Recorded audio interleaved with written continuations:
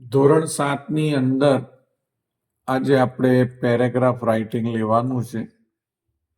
Paragraph રાઇટિંગના આપણે 2 ભાગ ચલાવી દીધા છે. ખૂબ જ સરસ. આજે ત્રીજા ભાગમાં આપણે 2 એસે લઈશું. એમાં પહેલો એસે લઈશું my favourite game. My favourite game એટલે મારી મનપસંદ રમત. તમારી મનપસંદ રમત જે હોય તે તમે લખી શકો, પણ અહીંયા આપણને ફૂટબોલ વિશે માહિતી આપી છે તો આપણે એ લઈશું. Football is my favourite game. Football કેવી ગેમ છે? મારી મનપસંદ રમત છે. Football is my favourite game. Favourite એટલે મનપસંદ અને ગેમ એટલે રમત, ઇઝ એટલે છે અને ફૂટબોલ એટલે ફૂટબોલ. ફૂટબોલ મારી મનપસંદ રમત છે. It is an international game. It is એટલે તે છે. ઇન્ટરનેશનલ ગેમ એટલે કે આંતરરાષ્ટ્રીય રમત. દરેક દેશમાં રમાતી રમત છે. 2 ટીમ્સ પ્લે ફૂટબોલ.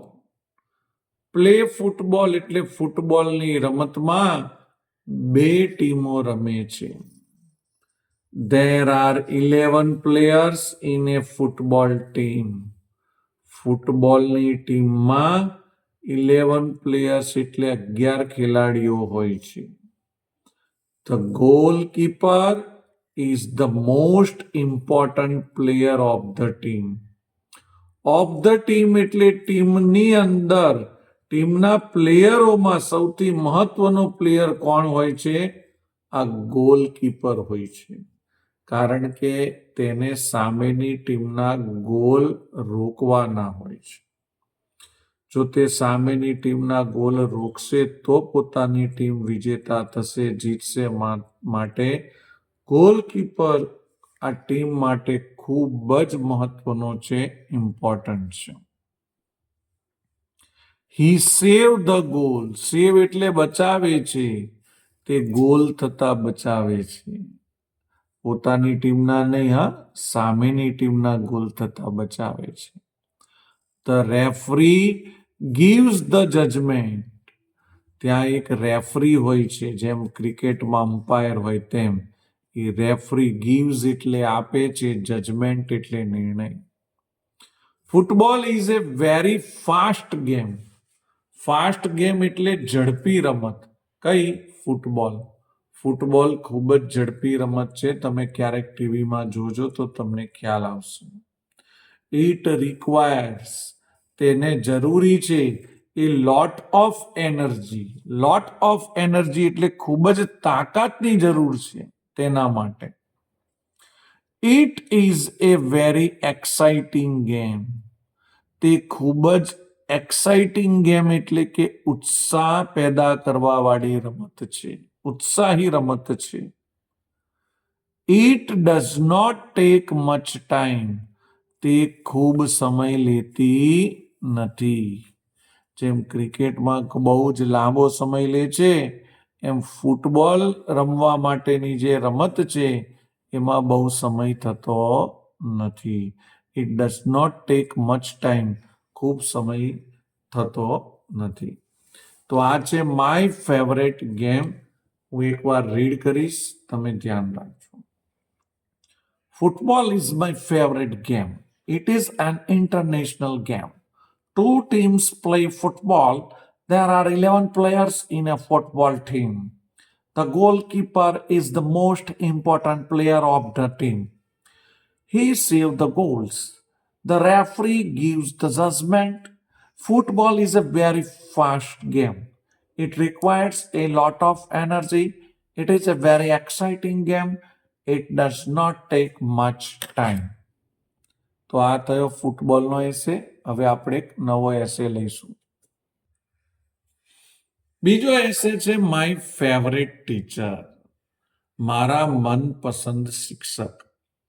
તમારા જે પણ ટીચર હોય એનું તમે અહીંયા નામ લખી શકો છો. My favourite teacher's name is Avniben અને આ એમની સરનેમ છે દવે. મારા મનપસંદ શિક્ષકનું નામ છે અવનીબેન દવે. તમારા પણ જે મનપસંદ ટીચર હોય એનું તમે અહીંયા નામ લખી શકો છો. જો તમારા ટીચર એ જેન્ટ્સ હોય એટલે કે મેન હોય તો તમારે અહીંયા પછી હી લખવાનું રહેશે, પછી તમારે સી લખવાનું નહીં રહે, અને લેડીઝ ટીચર હશે તો તમારે સી લખવાનું રહેશે. આપણે અત્યારે અહીંયા લેડીઝ તરીકેના ટીચરની વાત કરીએ.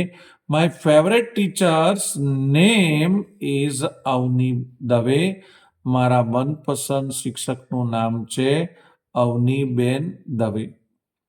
C teaches us English. Teaches એટલે ભણાવે છે, સી એટલે તે છોકરી માટે સી વપરાય, અસ એટલે અમને, ઇંગ્લિશ એટલે અંગ્રેજી. તે અમને અંગ્રેજી ભણાવે છે. I enjoy Har teaching. આઈ એટલે હું, એન્જોય એટલે મજા માણું છું, હર ટીચિંગ એટલે તે ભણાવે છે ત્યારે. હું તે ભણાવે છે ત્યારે મજા માણું છું. મજા માણવી એટલે હું આનંદ સાથે અને મજા સાથે ભણું છું. Avniben is young and active. Avniben કેવા છે? યુવાન છે અને એક્ટિવ છે, ખંતીલા અને ચપળ છે. She always wears lovely saris. તે હંમેશા પહેરે છે, વેર્સ એટલે પહેરે છે, લવલી સાડી એટલે કે સુંદર સાડી પહેરે છે.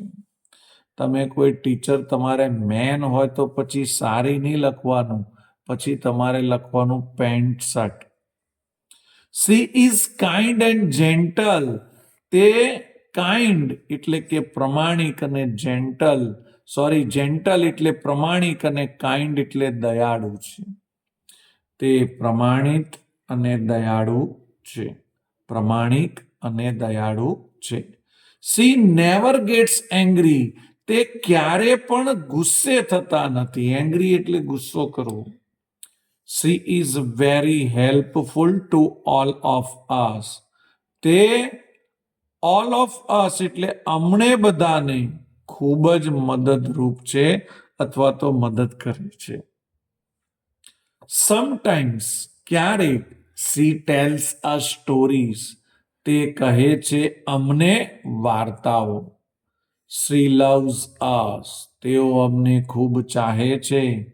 ઓલ ધ સ્ટુડન્ટ્સ ઓબે હર. બધા જ વિદ્યાર્થીઓ હર એટલે તેમનું ને ઓબે એટલે માને છે. આઈ લવ એન્ડ રિસ્પેક્ટ હર. હું તેમને ચાહું છું અને તેમની રિસ્પેક્ટ કરું છું એટલે આદર કરું છું. તો આજે આપણે 2 એસે જોયા છે. એક એસે જોયો માય ફેવરેટ ગેમ અને બીજો એસે આપણે જોયો માય ફેવરેટ ટીચર. પાછા ફરી 2 એસે સાથે પાર્ટ નંબર 4 માં મળીશું. બાય.